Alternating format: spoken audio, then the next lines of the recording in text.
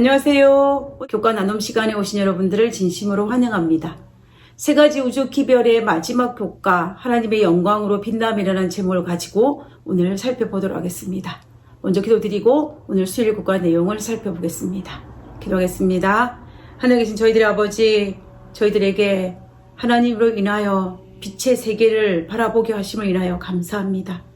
하나님의 말씀을 통하여서, 하나님의 복된 기별을 통하여서, 하나님의 성품을 통하여서 우리의 마음이 희열과 감사와 찬양이 넘치게 하심을 인하여 감사를 드립니다.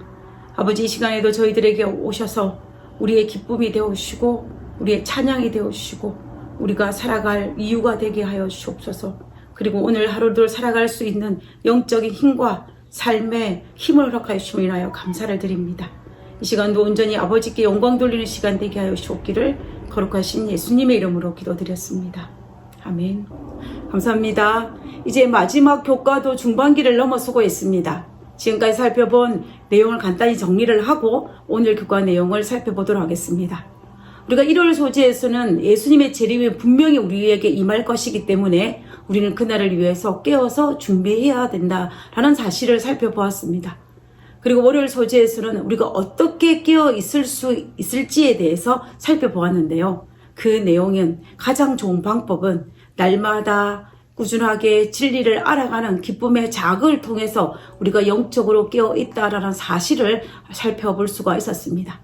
그리고 화요일 소재에서는 16세기에 불완전하였던 종교 계획을 예수님 재림 직전에 마지막 주자인 우리가 세전사의 기별을 전함을 통하여서 이 불완전한 종교 계획을 완전한 종교 계획으로 이룰 수 있다는 사실을 살펴보았습니다.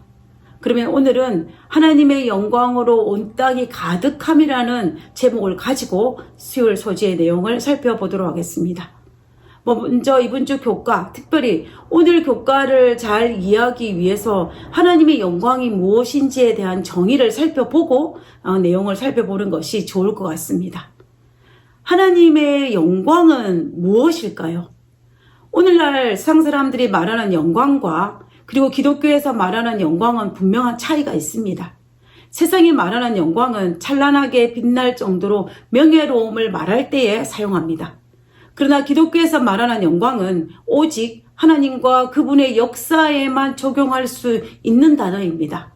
마치 성경에서 거룩이라는 단어가 하나님과 연결되어질 때에만 사용할 수 있는 것과 마찬가지입니다. 출애굽기 33장을 보면 시내산에 있었던 금송아지 사건을 기억하실 것입니다. 이 금송아지 사건 이후에 모세가 하나님께 한 가지 요청을 합니다. 그 요청이 출애굽기 33장 18절과 19절에 있는 말씀입니다. 모세가 가로되 원컨대 주의 영광을 내게 보이소서. 여호와께서 가라사대 내가 나의 모든 선한 형상을 내 앞으로 지나가 하고 여호와의 이름을 내 앞에 반포하리라. 나는 은혜 줄 자에게 은혜를 주고 긍휼히 여길 자에게 긍휼을 베푸느니라. 모세의 요청에 따라 하나님께서 보여주신 주의 영광은 하나님의 모든 선함과 은혜와 긍휼이었습니다. 그러면 하나님의 영광은 창조주로서 그리고 하늘의 왕으로서의 찬란하고 빛나는 명예가 아니라 그분의 선함과 은혜와 긍휼이 가득한 하나님의 성품, 품성이라는 것을 알 수가 있습니다. 결국 하나님의 영광은 하나님의 성품으로서 자비롭고 은혜롭고 노하기를 더디하시는 사랑과 긍휼이 충만한 하나님의 품성임을 알 수가 있습니다. 세상에 죄가 들어오기 전에 하나님의 품성에 대해서 문제를 제기한 한 존재가 있었는데 그가 바로 반역한 타락한 천사 루시벨 사탄이었습니다. 반역한 천사인 사탄은 다른 천사들에게 하나님은 불공평한 분이라고 주장하였습니다. 그리고 자신들에게만 예배만을 강요하고 우리에게는 그에 대한 어떤 보상도 주지 않은 분이라고 주장하였습니다. 그리고 하나님의 법은 우리를 위한 사랑의 법이 아니라 도리어 자기들을 억제하고 통제하고 우리의 기쁨을 제한한다라고 주장하였습니다. 다시 말하면 이 사탄은 하나님의 품성을 왜곡한 것입니다. 이 주장으로 말미암아 하늘에 있는 거민들을 현혹시켰으며 하늘에서 사탄이 쫓겨난 이후에도 오랫동안 하늘 거민들에게는 작은 의문으로 남아 있었습니다. 하늘 거민들뿐만 아니라 구약의 많은 사람들에게도 이 사실은 의문으로 남아 있었습니다. 예수님께서 이 땅에 오신 여러 목적 중에 하나가 이 땅에 있는 거민들이 아버지 하나님에 대한 품성을 잘못 오해하고 있는 이 사실에 대해서 하나님의 그 품성을 올바로 알려주기 위해서 그 오해를 풀어주기 위해서 이 땅에 오신 이유도 있었습니다. 이런 사탄의 주장이 틀렸고 하나님의 법은, 하나님의 품성은, 하나님의 영광은 사랑과 은혜가 충만하시며 그리고 얼마나 공의로우신지를 드러낸 사건이 있었는데 그 사건이 바로 십자가의 사건입니다. 죄 없는 하늘의 왕이신 예수님께서 이 땅에 내려와 인류의 죄를 지시고 그리고 십자가에 달려 돌아가심으로 사탄의 주장이 얼마나 거짓인지를 온 우주에 드러내셨습니다. 십자가에서 예수님은 사탄의 주장과 달리 하나님은 사랑이시며 동시에 공의로우시다는 것을 보여주셨습니다. 이 십자가의 사건으로 하늘 거민들은 사탄이 거짓말장이라는 사실을 알게 되었습니다. 사탄의 주장이 틀렸다라는 사실을 알게 된 것입니다.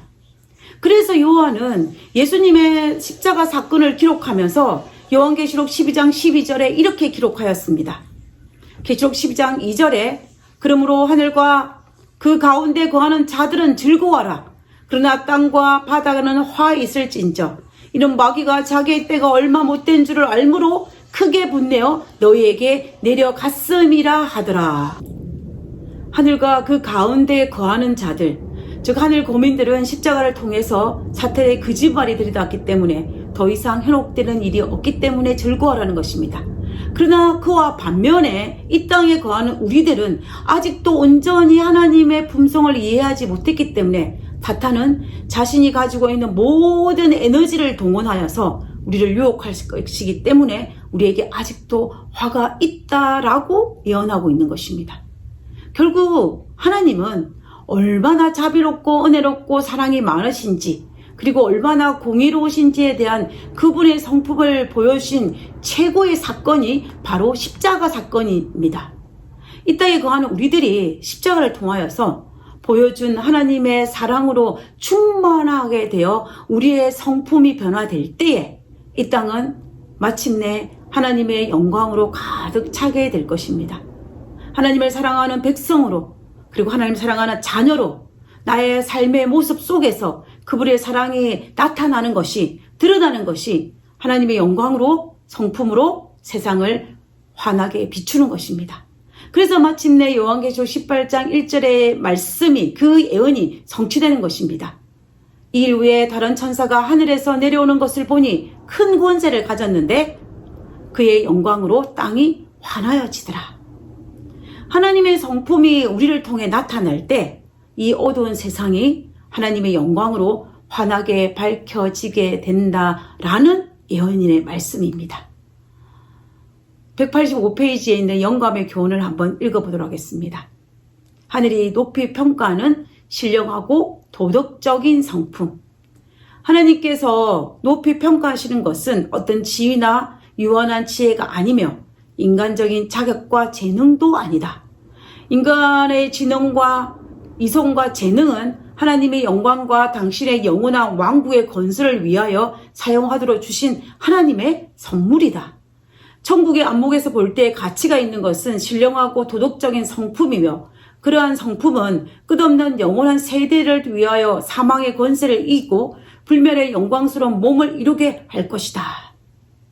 하나님께서는 우리의 재능과 지식을 통해 영광을 받으시는 것이 아니라 우리의 도덕적인 성품, 다시 말하면 하나님의 성품을 닮은 그 성품을 통하여서 영광을 받으신다라는 것입니다. 그래서 세 천사의 기별 중에 마지막 기별을 다시 한번 살펴보면 계시록 14장 6절에 또 보니 다른 천사가 공중에 날아가는데 땅에 거하는 자들 곧 여러 나라와 족속과 방언과 백성에게 전할 영원한 복음을 가졌더라. 그가 큰 음성으로 가로되 하나님을 두려워하며 그에게 영광을 돌리라. 이는 그의 심판할 시간이 이르렀습니다. 하늘과 땅과 바다와 물들의 그늘을 만드신 이를 경배하라 하더라. 이 셋째 천사의 기별의 핵심은 그의 심판하실 시간이 이르렀으니 하늘과 땅과 바다와 물들의 그릇을 만드신 이를 경배하라입니다. 심판의 시간이 이르렀으니 우리의 재능이 아닌 우리의 성품이 우리의 삶 속에 드러냄을 통하여서 하나님의 영광을 돌릴 때에 비로소 셋째 천사의 기별이 우리의 삶 속에서 성취되는 것입니다. 셋째 천사의 기별이 맞춰지는 것이라고 볼 수가 있습니다. 온 땅이 하나님의 영광으로 환해질 때 말입니다. 우리는 예수님의 재림을 기다리는 사람으로서, 신랑을 기다리는 사람으로서 우리는 우리의 신랑 되신 예수님의 품성을 날마다 묵상하고 그리고 새롭게 발견하는 기쁨을 누려야 할 것입니다. 그 기쁨이 날마다 반복될 때에 우리는 이 어두운 세상에서 예수님의 십자가의 희생적인 사랑의 정신이, 다시 말하면 예수님의 품성이 우리의 삶 속에서 흘러넘치게 될 것입니다. 오늘 하루도 하나님의 말씀을 통해서 그리고 천년계를 통해서 우리의 삶을 통해서 하나님의 품성을 발견하고 또 그것으로 인하여 감사와 찬양이 흘러넘치며 우리의 삶 속에 드러나게 되기를 간절히 바랍니다. 그리고 발견되어진 하나님의 품성이 우리의 삶 속에서 나타나도록 그리고 매일 하나님 앞에 부복하고 매일매일 하나님의 품성이 우리의 삶에 드러나도록 연습하는 그런 하루가 되시기를 간절히 바라면서 오늘 교과를 마치도록 하겠습니다. 기도하고 마치겠습니다. 어두운 세상에서 마음마저 어두워져 주님의 영광을 보지 못하고 느끼지 못할 때가 많습니다. 깃으로 부르신 주님, 주님의 품성과 십자가의 희생을 마음에 담게 하셔서 우리를 통해 주님의 영광이 환하게 드러나게 하옵소서.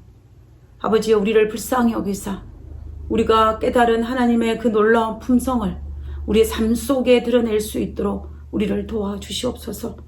우리가 하나님과 정말 상관없는 백성이 아닌 하나님의 품성을 닮은 백성으로 살아가도록 저희를 지켜주시옵소서. 우리를 축복하여 주시옵소서. 우리를 불쌍히 여겨 주시옵소서. 그래서 정말로 하나님의 품성을 드러내는 그러한 자녀로 살게 하여 주옵기를 거룩하신 예수님의 이름으로 기도드렸습니다. 아멘.